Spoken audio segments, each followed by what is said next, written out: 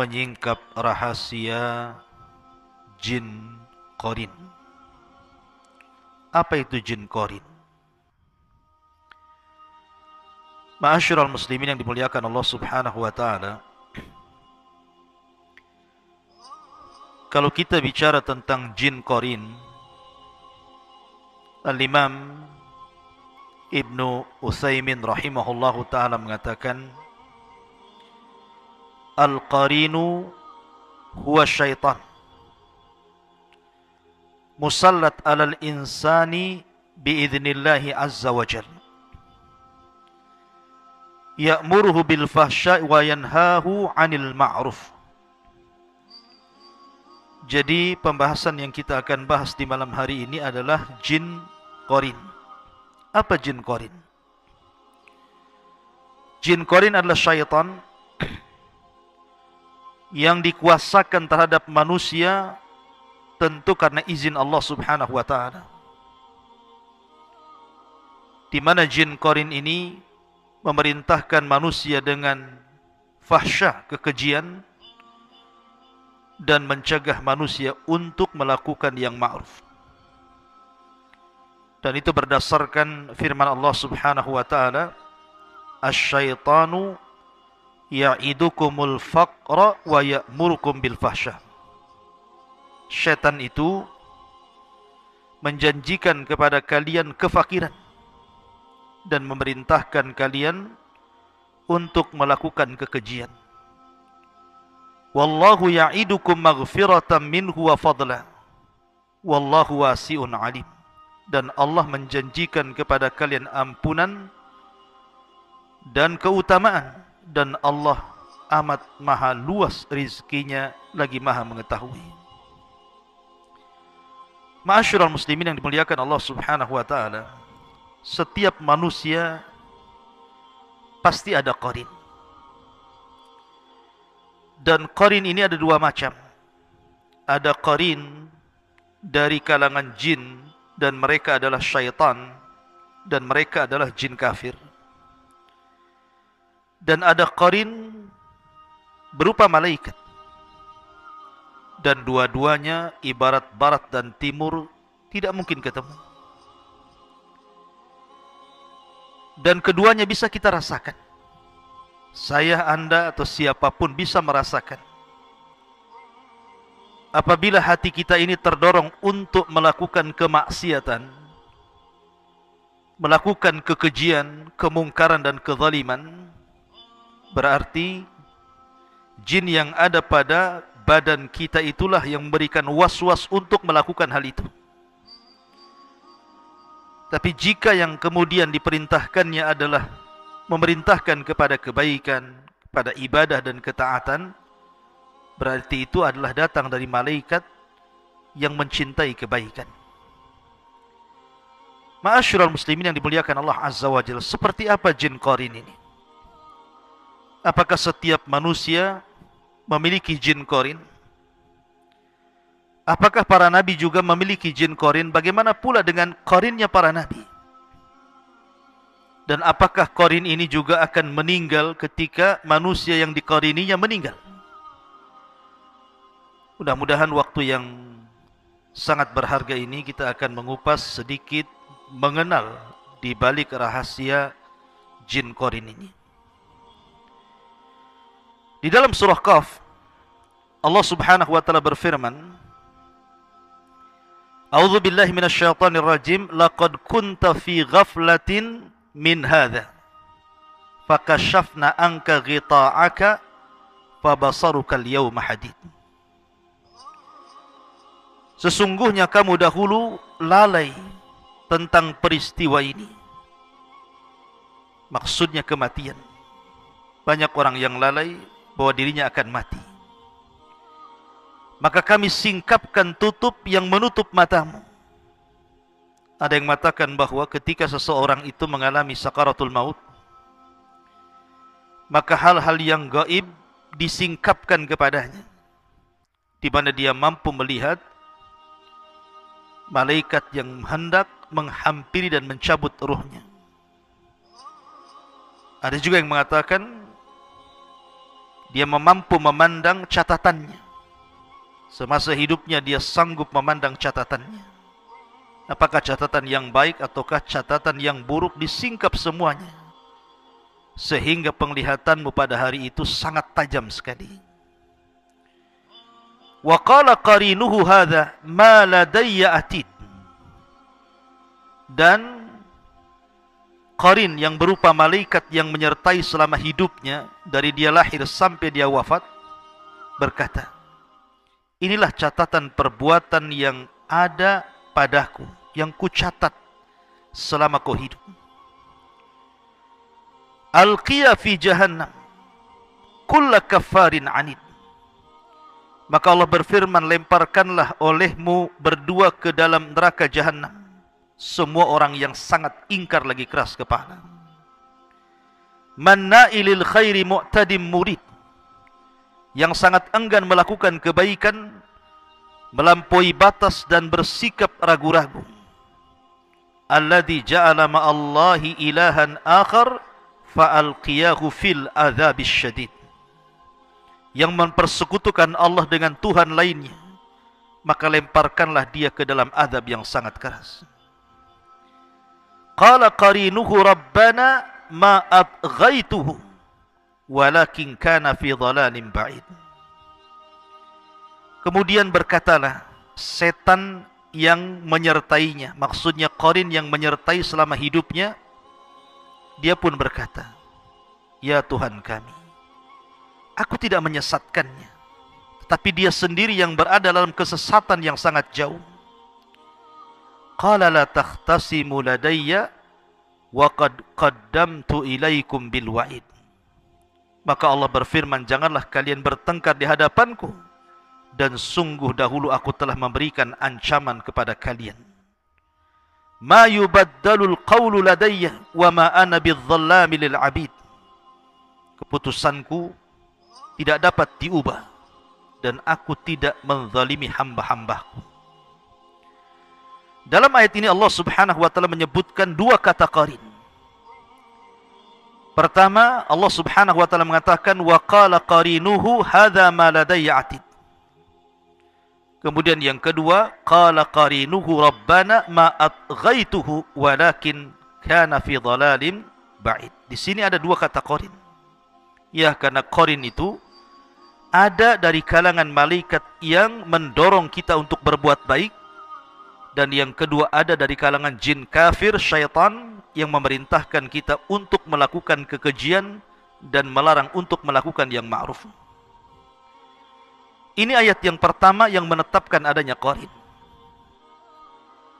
Dan kita tahu bahwa yang namanya qarin dari kalangan jin pasti kafir. Dan Allah izinkan dia bersarang di badan kita, lewat jalan darah kita, kemudian memberikan was-was untuk melakukan keburukan. Dia tidak memadaratkan kita, artinya tidak menyakiti secara fisik, tetapi dia memberikan was-was. Karena secara umum syaitan memang seperti itu, memerintahkan kepada keburukan, sebagaimana Allah Subhanahu wa taala berfirman, alam tara anna arsalna syayatina 'alal kafirina ta'uzzuhum azza. Tidakkah engkau melihat bahwa sesungguhnya kami telah mengutus setan-setan itu kepada orang-orang kafir untuk mendorong mereka berbuat maksiat dengan sungguh-sungguh. Memang begitulah syaitan. Diutus kepada Allah, diutus syaitan, diutus iblis untuk mencelakakan manusia sebagai bentuk dendam kesumat iblis kepada Adam dan anak turunannya. Ma'asyiral muslimin yang dimuliakan Allah Subhanahu wa taala. Kemudian ayat yang kedua Allah katakan dalam surah Zuhruf ayat ke-36,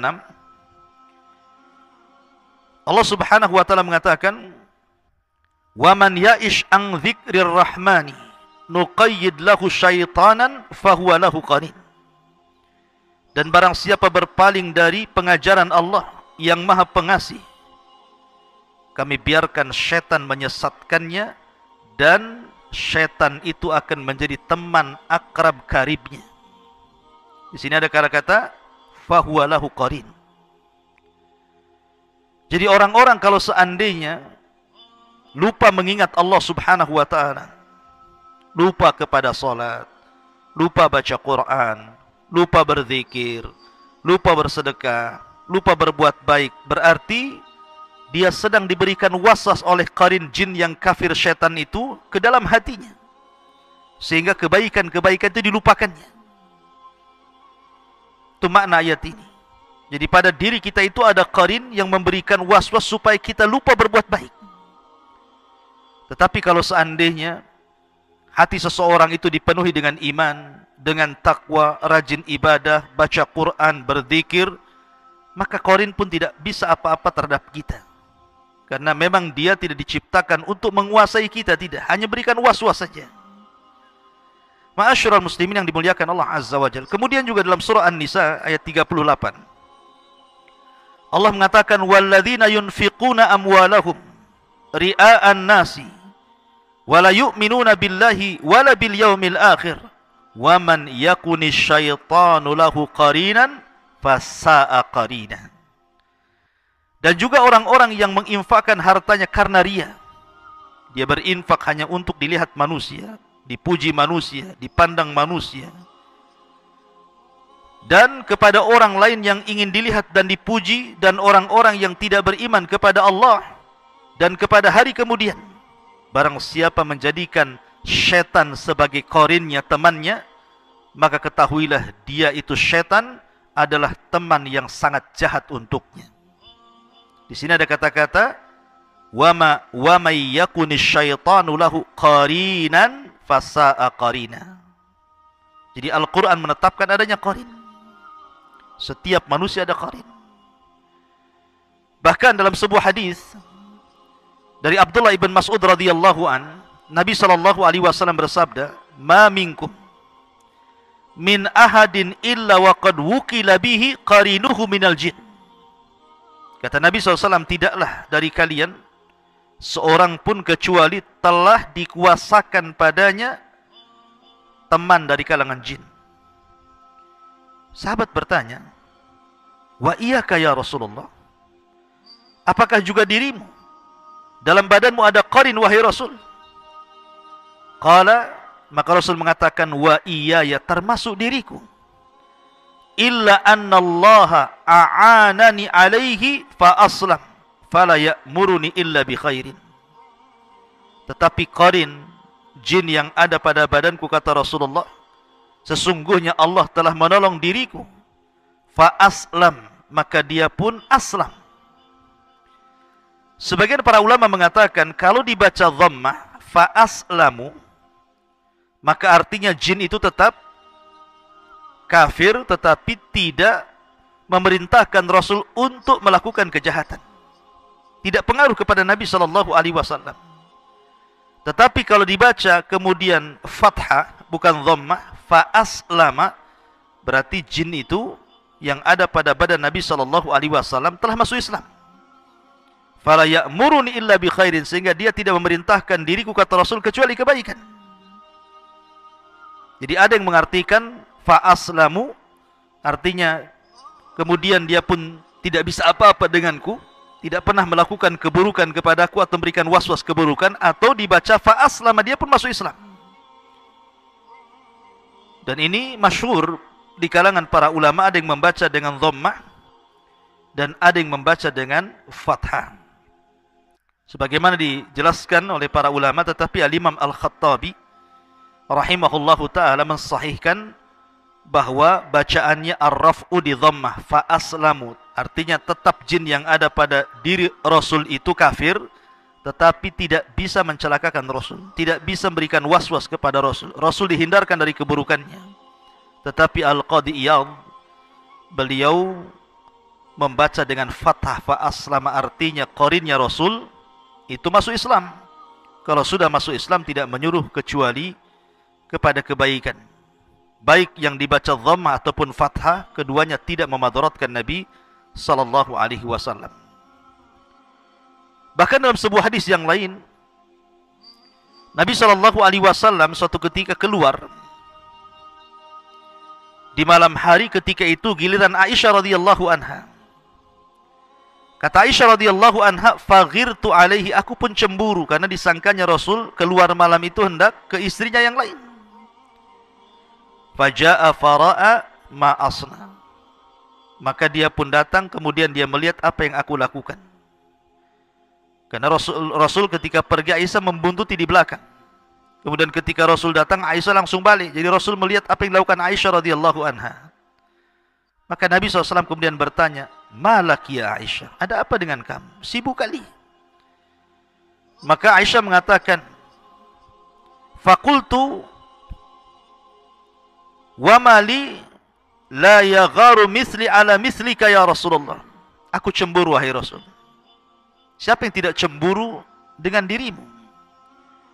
Maka Nabi SAW mengatakan, aku ja'aki syaitanuki ya Aisyah, apakah telah datang syaitanmu? Rasul mengatakan, apakah ada setanmu dalam badanmu? Apa telah datang setanmu? Qalat, maka Aisyah radhiyallahu mengatakan, ya Rasulullah, au ma'iya syaitan, apakah aku punya syaitan? Ataukah dalam diriku ada syaitannya wahai Rasul? Kata Rasul, na'am ya. Qultu, kemudian aku katakan, wa ma kulli insanin, apakah bukan hanya diriku, bahkan semua manusia juga ada setannya wahai Rasul? Maka Rasul mengatakan, na'am ya. Semua manusia ada setannya. Semua manusia ada qarinnya. Kemudian Aisyah radhiyallahu mengatakan, wa ma'aka, bagaimana denganmu wahai Rasul? Kata Nabi SAW, na'am ya, walakin Rabbi a'anani alaihi hatta aslam. Tetapi Rabbku telah menolong diriku sehingga dia pun masuk Islam, atau dia tidak bisa apa-apa dengan diriku. Ma'asyiral muslimin yang dimuliakan Allah Subhanahu wa ta'ala, dari sini kita tahu bahwa setiap manusia itu ada qarin. Sejak dia lahir sampai dia wafat. Semua manusia tanpa terkecuali, mau orang biasa, mau orang saleh, mau para ulama, mau para santri, sampai kepada para nabi, dalam tubuhnya ada qarinnya. Saya, Anda, siapapun ada qarinnya. Karena Allah Subhanahu wa ta'ala sudah mengizinkan kepada qarin itu untuk bersarang di hati manusia, untuk memberikan ujian, memberikan was-was kepada keburukan. Tetapi karena keadilannya, Allah pun kuasakan qarin yang lain dari kalangan malaikat untuk menyeimbangkan, supaya ada yang memerintahkan kepada keburukan, ada yang memerintahkan kepada kebaikan. Tergantung kita. Dan ingat bahwa qarin itu tidak menguasai kita secara mutlak, tidak. Qarin itu hanya bisa menguasai kita itu ketika kita lemah iman. Ketika kita kemudian lemah ketaatan kepada Allah Azza wa Jal, lari dari Quran, tidak berzikir, barulah kemudian mereka menguasai kita. Tapi kalau iman kita kuat, ketakwaan kita kuat, zikir kita kuat, ibadah kita kuat, maka mereka tidak sanggup apapun dengan diri kita. Ma'asyaratul muslimin yang dimuliakan Allah Subhanahu wa ta'ala. Kemudian juga hadis yang lain dari Abdullah ibn Umar radhiyallahu anhuma, anna Nabiya sallallahu alaihi wasallam qala, bahwa Nabi SAW bersabda, idza kana ahadukum yusalli fala yada ahadan yamurru baina yadayhi fa in aba falyuqatilhu fa inna ma'ahu qarin. Apabila salah seorang di antara kalian salat, maka jangan sampai membiarkan orang lewat di hadapannya. Cegah dia. Tapi kalau dia enggan untuk dicegah, falyuqatilhu, maka boleh engkau memeranginya. Maka bersamanya ada al-qarin, ada jin yang bersamanya, ada teman jin yang bersamanya, yang tidak pernah meninggalkannya. Sebagaimana penjelasan Al-Imam Asy-Syaukani dalam kitab Al-Awtar, bahwa fa inna ma'ahul qarin artinya as-sahib as-syaitan, yang menyertainya selama ini syaitan yang ada pada manusia dan tidak pernah meninggalkannya. Ma'asyiral muslimin yang dimuliakan Allah Azza wa Jalla, sebagian para ulama menjelaskan, lalu apa tugas qarin selain daripada memberikan was-was itu? Ada juga yang mengatakan bahwa ketika manusia tertidur dan dia lupa berwudu, lupa membaca doa, lupa untuk ta'awud kepada Allah Subhanahu wa ta'ala, dia pun tidur begitu saja, maka terkadang qarin ini masuk dalam mimpinya. Terkadang dia kemudian dalam mimpinya menyerupai binatang seperti ular, ataupun orang yang hitam yang menakutkan, atau sejenis binatang-binatang buas. Pokoknya dia tasyakul dalam mimpi kita sehingga menakut-nakuti kita. Sehingga kemudian dengan masuknya dia dalam mimpi kita itu kemudian memberikan mimpi-mimpi buruk sehingga kita akhirnya ketakutan. Ya, karena tugas syaitan itu juga salah satunya adalah menakut-nakuti manusia. Ma'asyiral muslimin yang dimuliakan Allah Subhanahu wa taala. Tetapi ada beberapa catatan tentang masalah qarin ini. Yang pertama, qarin ini adalah syaitan yang dikuasakan kepada setiap manusia untuk mencelakakan manusia dan menyesatkan manusia. Ingat, tidak ada qarin yang baik. Karena saya pernah melihat di salah satu tayangan YouTube gitu kan, bahwa ada seseorang yang penampilannya Islami. Dia mengatakan bahwa aku sudah menundukkan qarin saya. Tidak, Anda tidak mungkin menundukkan qarin. Ya. Qarin itu akan tunduk kalau Anda di atas ketaatan saja. Dia tidak bisa menyerang kita lewat was-was. Tapi kalau seseorang itu lagi futur, karena manusia tidak mungkin semangat ibadah terus, pasti sewaktu-waktu akan futur. Lah, futur datang dari mana? Qarin itu yang membuat kita futur, sehingga kita malas untuk beribadah. Kemudian yang kedua, kalau kita melihat dalil-dalil Al-Quran dan Sunnah yang kita baca, bahwa tidak ada amalan qarin itu kecuali hanya memberikan was-was. Artinya dia tidak menyakiti secara badan. Dia tidak menyakiti secara badan, karena jin-jin itu kan tugasnya banyak. Macam-macam tugas itu. Ada khusus jin itu yang menyakiti kita, entah dia diutus oleh tukang-tukang sihir, oleh paranormal untuk menyantet kita, na'udzubillah gitu ya. Maka itu jin khusus menyakiti kita. Tapi qarin itu tugasnya lain, dia hanya untuk memberikan was-was saja, menakut-nakuti kita supaya kita malas ibadah, supaya kita berbuat jahat, supaya kita berbuat zalim, itu saja. Dan itu kembali kepada kekuatan iman seorang hamba. Karena bagaimanapun tipu daya syaitan qarin ini bisa kita kalahkan dengan mendekatnya kita kepada Allah Subhanahu wa taala. Ma'asyiral muslimin yang dimuliakan Allah Subhanahu wa taala. Kemudian juga ketika seseorang wanita khususnya sedang haid ataupun istihadhah, ya, sebagaimana dijelaskan dalam sebuah hadis Nabi sallallahu alaihi wasallam, ada yang mengatakan bahwa istihadhah seorang wanita itu dikarenakan perbuatan qarin. Istihadhah dengan haid beda. Kalau haid memang kebiasaan wanita, setiap bulan pasti keluar, entah seminggu, entah 5 hari. Tetapi biasanya orang setelah haid kemudian datang istihadhah, darah yang menyusul, yang warnanya beda dengan darah haid, baunya beda dengan warna haid, kekentalannya beda dengan darah haid. Adapun perbedaannya, kalau istihadhah masih boleh sholat, boleh puasa, cuman dia disuruh mandi 1 kali, dan setiap kali sholat dan juga ibadah yang lainnya dicuci saja tempat najisnya. Tapi kalau haid tidak boleh. Lah, ada yang mengatakan bahwa istihadhah itu bisa saja perbuatan qarin. Karena Nabi sallallahu alaihi wasallam menyebutkan di beberapa riwayat, ada yang mengatakan hadza minasyaitan. Istihadhah itu dari syaitan.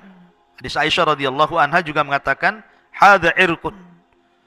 Kemudian raqsun minasyaitan. Kemudian dalam riwayat yang lain juga hadza minasyaitan, itu bagian daripada syaitan. Kenapa demikian? Karena orang dibuat was-was. Apalagi orang tidak punya pengetahuan tentang masalah haid dan istihadhah. Disangkanya istihadhah itu haid, akhirnya dia meninggalkan sholat, meninggalkan puasa, padahal wajib bagi dia sholat, wajib bagi dia istihadhah. Makanya ini perlu ilmu untuk melawan qarin ini. Kalau tidak, Anda kemudian terjatuh para wanita meninggalkan kewajiban Allah Azza wa Jalla. Yang harusnya Anda sholat, Anda tinggalkan sholat. Yang harusnya Anda puasa, Anda tinggalkan puasa, karena tidak bisa membedakan mana haid, mana istihadhah. Ya, ada juga yang mengatakan seperti itu, dan itu adalah perbuatan qarin. Ma'asyiral muslimin yang dimuliakan Allah Subhanahu wa taala. Adapun apakah kemudian qarin ini mengikuti manusia sampai wafat, ketika manusia wafat ini kemudian qarinnya ikut wafat? Wallahu alam. Karena ada hadis Nabi SAW yang mengatakan bahwa idza mata ibnu Adam in qata'a amaluhu illa min thalathin, sadaqatin jariyah aw ilmin yuntafa'u bihi aw waladin salihin yad'u lahu. Apabila anak Adam meninggal dunia, maka tidak ditinggalkan kecuali tidak dibawa ke dalam kuburan kecuali 3 perkara. Sedekah yang mengalir, ilmu yang bermanfaat, anak yang saleh yang mendoakan. Dan di sini tidak ada lafaz qarin juga ikut masuk ke kuburannya. Artinya ketika manusia wafat maka qarinnya akan keluar dan akan bertugas lagi menjadi hamba iblis dan mencelakakan manusia. Makanya saya teringat dengan as'ilah. Suatu ketika waktu saya belajar di Yaman, saya bertanya kepada Syekh Adnan, salah satu guru saya. Jadi ketika saya bercerita tentang peristiwa di kampung, jadi ada seorang preman meninggal dunia, kemudian karena mabok overdosis meninggal dunia. Kemudian setelah dia 1 hari meninggal dunia, heboh di kampung itu bahwa rupanya ada yang melihat bahwa preman itu hidup lagi sedang nongkrong di jembatan. Dan berita ini dari mulut ke mulut akhirnya kemudian menyebar. Namanya orang kampung zaman dulu beda dengan orang kampung zaman sekarang, pada takut. Pertanyaannya, apakah mungkin orang yang sudah meninggal bisa hidup lagi? Kemudian nongkrong di atas jembatannya. Nah, ini saya tanyakan kepada salah satu masyayikh yang di Yaman, Syekh Adnan hafizahullah, tadi dia mengatakan bahwa boleh jadi itu qarinnya. Karena yang bisa membentuk fisik orang itu mirip dengan orang yang meninggal itu adalah qarinnya. Karena qarin adalah sahibnya, temannya. Jadi dia terputus. Jadi yang sudah meninggal, tapi qarin itu keluar. Terkadang menakut-nakuti manusia dengan cara seperti itu. Seolah-olah yang sudah meninggal hidup lagi, padahal itu qarinnya. Oleh karena itulah maka tidak ada hubungan orang yang sudah meninggal dengan qarin. Artinya qarin tidak masuk ke dalam kuburan. Dia ketika orang itu meninggal, dia keluar. Kemudian dia tetap bertugas sebagaimana jin-jin yang kafir lainnya berusaha untuk menyesatkan anak Adam. Wallahu a'lam bishawab. Ini di antara pengetahuan kita tentang masalah qarin, mudah-mudahan ada manfaatnya.